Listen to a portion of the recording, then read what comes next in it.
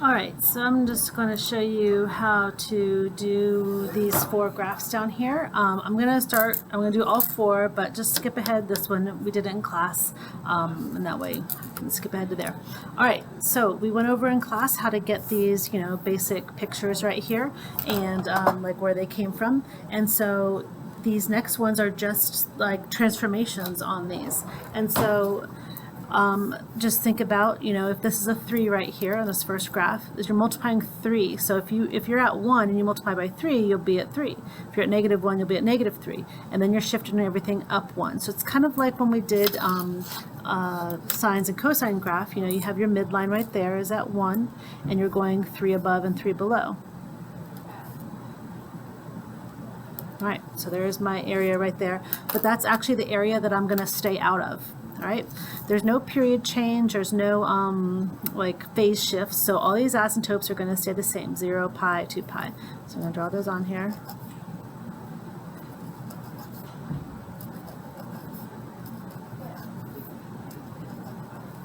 All right, and so from here, what I would say that you could do is this, like you could, cosecant goes with sine, and so you could, in this little area, you could draw a sine graph and kind of, just to help yourself out.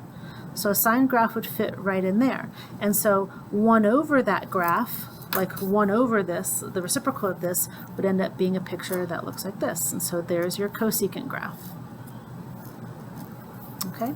And so then once you get the little pattern going, you're like, okay, well, this one's facing up, a little parabola there, and then this one's down.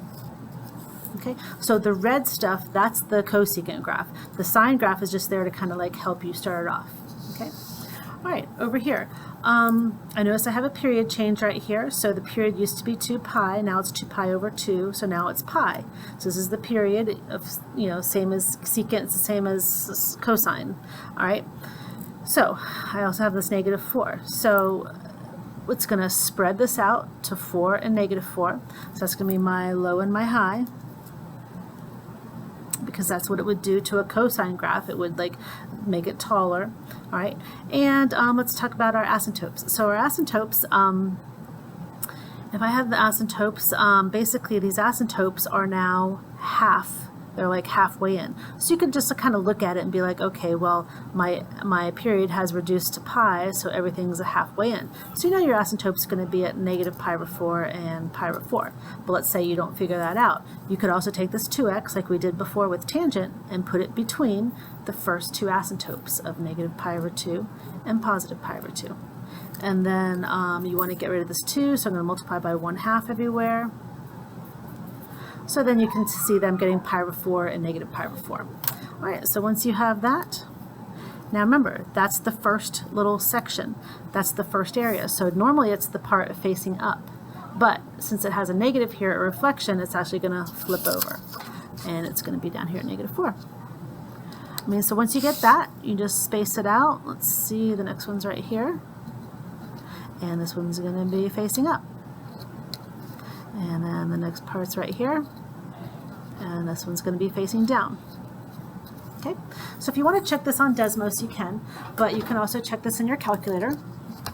So if you're going to check this on your calculator... Good afternoon, Hans. Thank you for making sure you're with a teacher or coach, or that you are headed towards the front exit waiting for a ride. Have a great afternoon.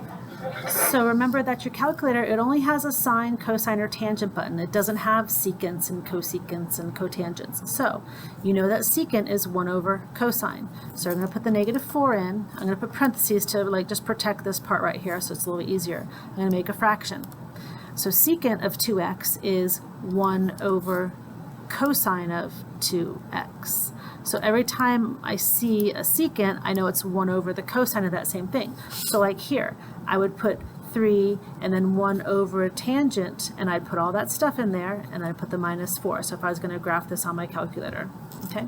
All right, so then my mode is in radians. If I do zoom 7, that's the best one, but you notice I'm not really seeing, I see these little dots appearing right here. Well, that's because my window, you see this -4 to 4, I'm just not seeing the whole thing. So I need to go like -7 to 7 or something like that. And then I start to see the picture. Okay, so you can just kind of make sure, you know, looking for this one right here, and there it is, you know, so looks pretty good. Okay, and in Desmos you can just type this right in, and you don't have to like play with it.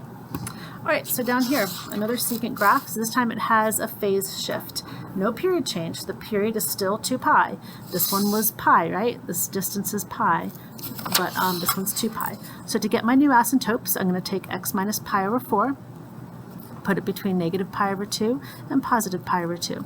Okay, because that's the asymptotes for secant, the first two right here. So if I add pi over 4, either way, 1/2 plus 1/4, it's 3/4. And over here, this would be negative 1/4.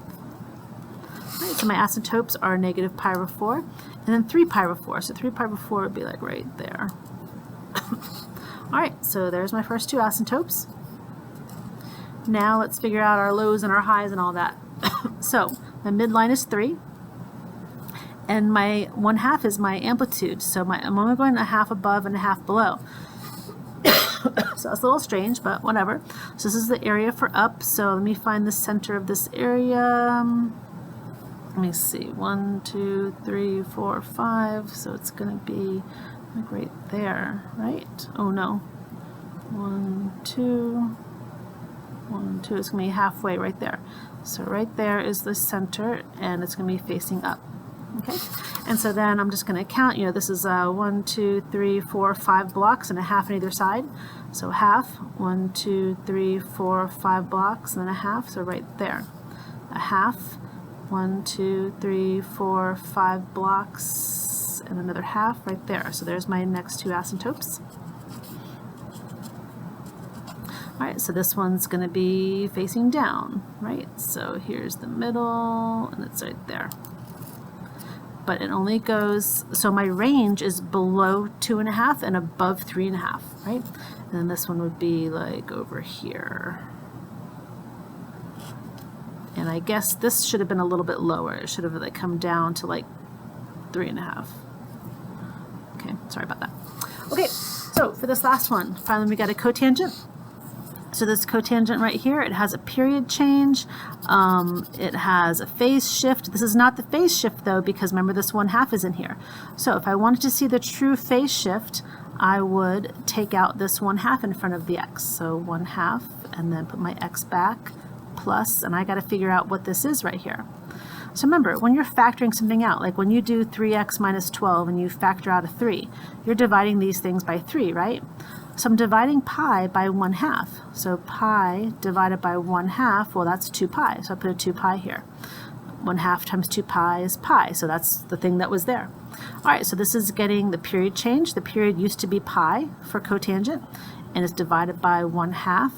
So that's 2 pi. So the period's getting increased, it's getting wider, and then it's going to the left by 2 pi. So you're not really going to notice it that much, but like, you know, it's getting wider and it's shifting to the left. Okay, so to get my new asymptotes, I don't have to do this myself. I'm going to take this information and put it between the first two asymptotes, 0 and pi. All right, so I'm going to take x over 2 plus pi, put it between 0 and pi. Okay, so take away pi, makes me get 0, negative pi here. And I'm going to multiply everything by 2. Okay, so negative 2 pi and 0. So here's 0.